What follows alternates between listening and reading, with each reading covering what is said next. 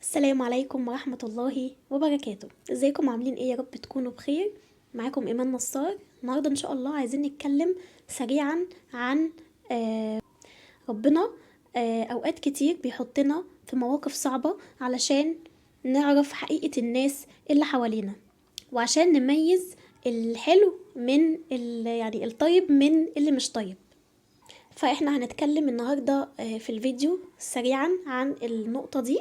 كمان هنتكلم على ان التسامح قوة. التسامح قوة مش ضعف، وان الشخص المتسامح ده شخص جميل، شخص نقي من جوه، وان التسامح بيعود عليه قبل ما بيعود على الشخص الآخر.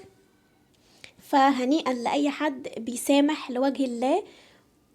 ويلا بينا نبدأ في الفيديو على طول. ما كان الله ليذر المؤمنين على ما أنتم عليه حتى يميز الخبيث من الطيب. في وقت المحنة بيبقى درس مهم جدا. الدنيا هتتفلتر من حواليك، هتعرف مين في اللي حواليك طيب ومين غير طيب. وقتها هتشكر الحزن، وهتشكر كمان الابتلاء اللي خلاك تعرف حقيقة الناس اللي حواليك. لأن طبيعي جدا ان احنا وقت الفرح كلنا بنفرح وكلنا بنضحك سوا، انما وقت الحزن هو اللي بيبان فيه مين لينا ومين علينا. وقت ما بنمر بأزمة او بموقف كبير، الله سبحانه وتعالى بيعرفنا وبيخلينا نميز الخبيث من الطيب. يعني يمكن لو ما كانتش المحنة دي جت، انت كنت هتفضل على عماك، او لو ما كانش حصل الموقف الكبير ده ما كنتش ابدا هتعرف الناس اللي حواليك، ولا كنت هتعرف طباعهم ولا الحاجات اللي جواهم من ناحيتك. ربنا سبحانه وتعالى بيقول لنا عن المنافقين: قد بدت البغضاء من افواههم وما تخفي صدورهم اكبر. محدش هيقدر يخبي اللي جواه طول الوقت، لازم كلمة هتطلع، موقف هيحصل، وهيعرفك حقيقة الناس اللي حواليك. طب ايه رأيكم بقى نسامح؟ نجرب يعني نسامح. على فكرة المسامحة بيتأثر بيها صاحبها أكتر من الشخص الآخر، لأن إحنا لما بنسامح الناس اللي ظلمتنا إحنا اللي قلوبنا بتصفى. يعني أنا مش شاغلة نفسي بيه، أنا يعني بعتبر إن أنا مش شايفاه يعني. ولو قلت لها هتحبي ربنا ينتقملك منه، هتقولك لا لا لا، مش فارق معايا، أنا مع ربنا، أنا بعامل ربنا.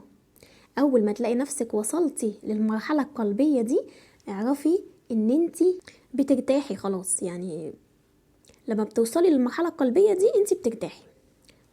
مش بس كده، انتي خلاص انتي بقيتي مع ربنا سبحانه وتعالى وبس، وبقيتي بتتعاملي لوجه الله.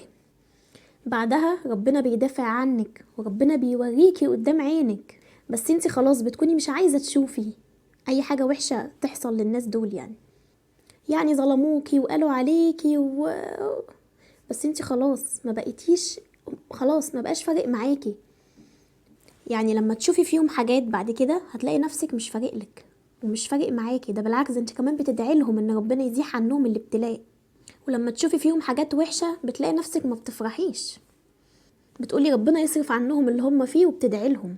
يعني انت وصلتي لمرحلة قلبية جميلة، اللي هو وصلتي لمرحلة تانية، انت ولا عايزة تنتقمي ولا عايزة تشوفيهم في شر، ولا هم في دماغك اصلا.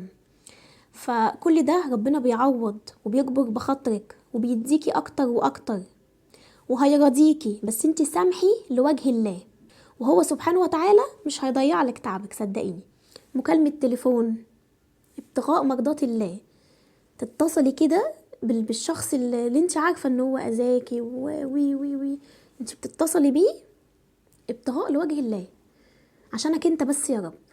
واعصري على نفسك ليمون ونقول يا رب ده ابتغاء وجهك انت بس، مش حبا فيهم. واسأل الله العظيم ان يبلغنا رمضان واحنا مغفور لينا جميعا، ونسأل الله ألا نلقى الله إلا بقلب سليم. السلام عليكم ورحمة الله وبركاته. عشان ترضي ربنا عز وجل انت لازم تبدأ بنفسك وتسامح. ابدأ سامح الناس. انت فكرك ان التسامح ده ضعف؟ لا، بالعكس، التسامح ده قوة مش اي شخص بيقدر عليها. عدم التسامح بيخليك شايل دايما هم فوق كتافك وطاقة سلبية فوق كتافك، ان انت الشخص ده انا مش قادر اسامحه، فانت شايل فوق كتافك هم، شايل طاقة سلبية. من لا يغفر لا يغفر له.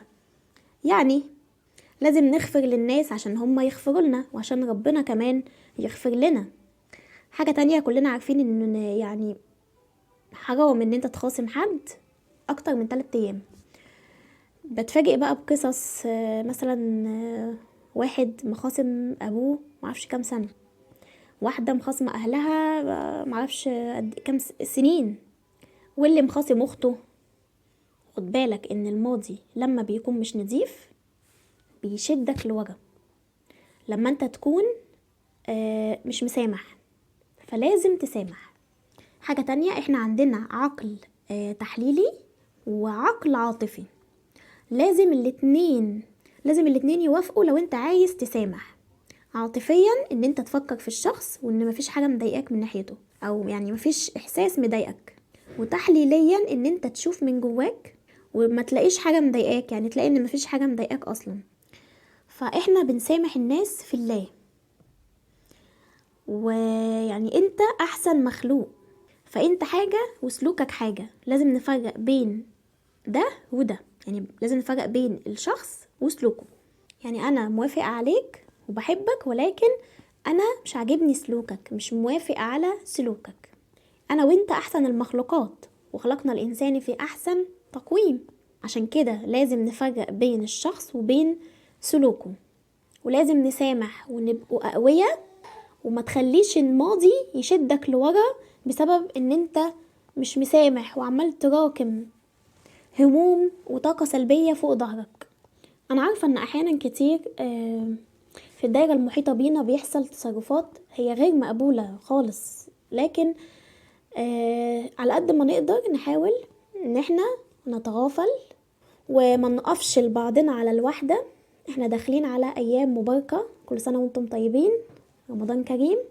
فنحاول ان احنا نغفر لبعضنا وننسى اللي فات ونبدأ صفحة جديدة، ونسامح. لو انت مقصر في حق اي حد، زعلان من اي حد، متعاك مع اي حد، مش مسامح اي حد، لا، خد خطوة ايجابية، اعصر على نفسك ليمونة وسامحه، وكل ده هيبقى في ميزان حسناتك ان شاء الله. اتمنى الفيديو يكون عجبكم.